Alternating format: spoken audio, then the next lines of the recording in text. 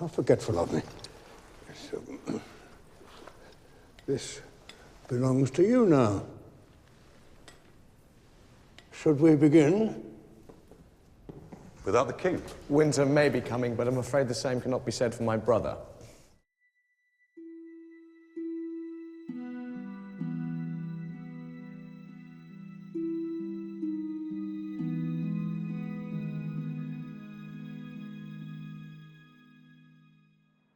Hey fellow collectors, welcome back to my channel. Today I'll be doing a quick unboxing and review of both the Hand of the King pin from the Noble Collection and Peter Baelish's Mockingbird pin from Dark Horse Deluxe.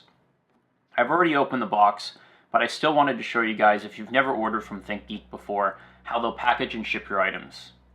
You can still see that they ship via a somewhat large box even for several small items.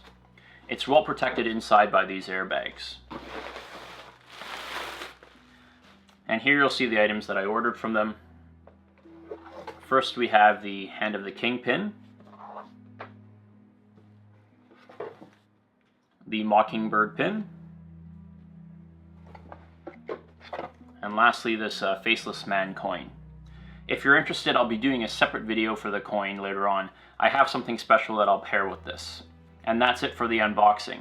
If you give me a moment, we'll zoom in and take a closer look at the pins. Here we have the Hand of the King pin by the Noble Collection, a company which is probably better known for their Harry Potter collectibles. I really do like the box that it comes in. You might not be able to make this out in the video, but the title of the show is embossed on the top, and there's a cool sigil background on the top as well.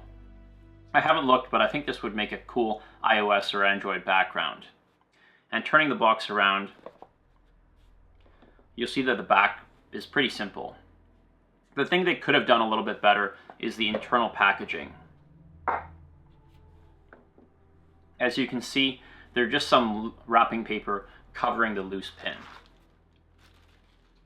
The pin is pretty durable, but it would have been nice to have some foam or something to hold it for shipping, or at least for better presentation. Before I get into the pin, I wanted to compare this representation of the Hand of the King to the one seen in the books. In the books, the Hand of the King wears a gold necklace made of interlocking hands linked into a chain.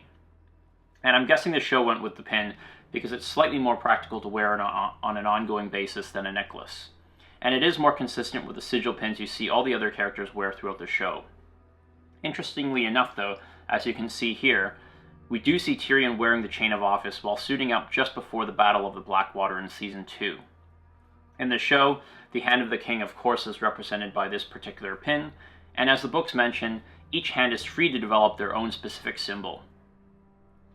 Now getting to this Noble Collection pin, I have to mention that the Noble Collection as a prop replica maker has in my opinion never been great at accuracy in their props.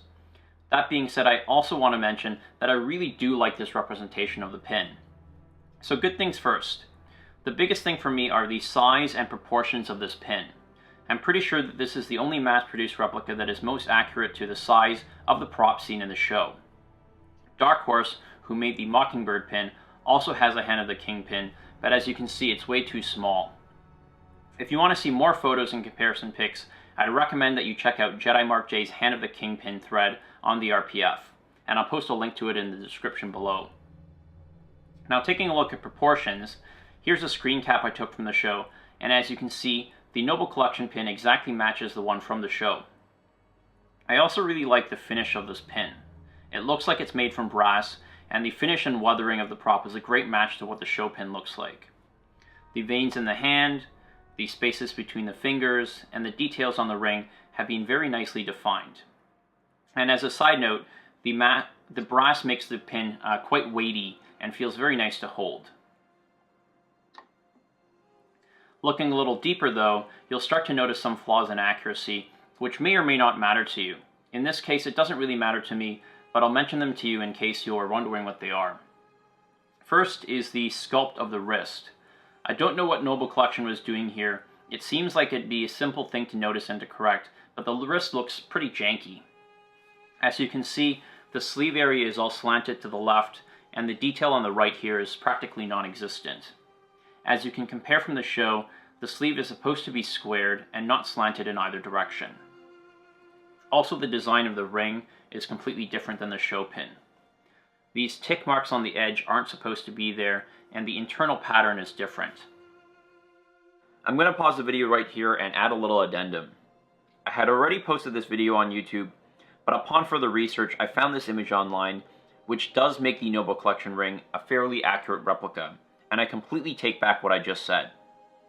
I'm guessing they most likely have several different Hand of the King pin props used for the show, and the screen cap I showed previously definitely has a different ring design, whereas this production photo very closely resembles the Noble Collection replica. So let's carry on with the review, and even though the other inaccuracies persist, please forgive me when I mention the ring inaccuracies later on in this video. Lastly, and perhaps least important, is the pin back. As you can see from this out of focus shot from the show, this pin mount has been changed. You really never get to see it, but I'm guessing it's supposed to have one of these types of clasps, which would have been much less secure than the safety pin type they included on this replica. Also, you notice that this blade is supposed to extend to the top of the pin rather than stopping at the bottom of the ring. Funnily enough, all of these things, the wrist sculpt, the ring design, the pin mount, and the blade, are all pretty accurately replicated in the Dark Horse pin. So I guess it really depends on what you value more.